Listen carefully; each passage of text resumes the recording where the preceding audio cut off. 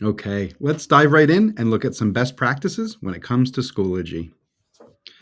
First, Schoology is a requirement for all teachers. We are expecting teachers to provide a current, up to date set of content on their Schoology courses.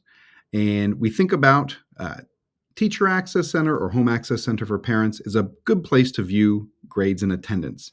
But for a deeper view into the content that you're covering in class, the work that their student is submitting, and the feedback that you're providing on it, Schoology Parent Portal is the place for parents to get that deeper view. When you communicate with parents through Schoology, there are some best practices specifically on how to reach them effectively using Schoology messages that you'll see in a video in just a slide or two. The expectations can be fully reviewed, both for elementary and secondary, as you advance through the slides of this Nearpod. But looking at some key takeaways that are shared by both elementary and secondary, first and foremost, new content should always be posted at the top of your course, not the bottom. A parent or student should be able to quickly get an idea of what's being covered when they visit your class for any given week. If you're adding content from Google, we just want to make sure whether it is a slides document that you embed at the top of your page with like a weekly agenda or a Bitmoji classroom, just make sure that those files are set to anyone with the link can view. Same goes for any Schoology Google Drive assignments.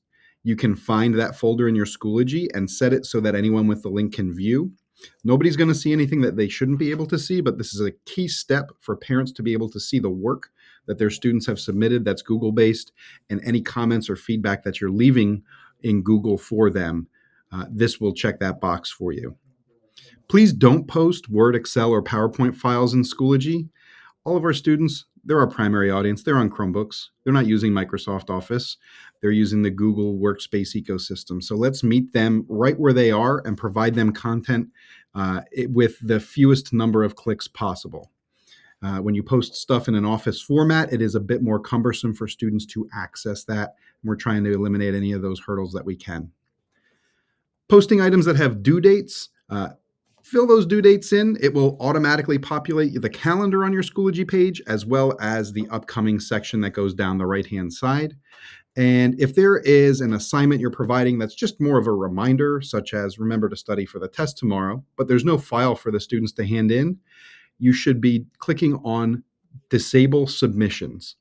This is a critical step, and students have definitely let us know that if this is not set right, the overdue area becomes cluttered and not functional for them to make sure that they are staying on top of their assignments. So we're going to respond to those students and their feedback by following some of these steps. Definitely students let us know when they have some teachers that use Schoology and some teachers that don't. They really do love when all of their work is in one place for them to see on Schoology. So hence these expectations are in place to help serve our students as best as we possibly can.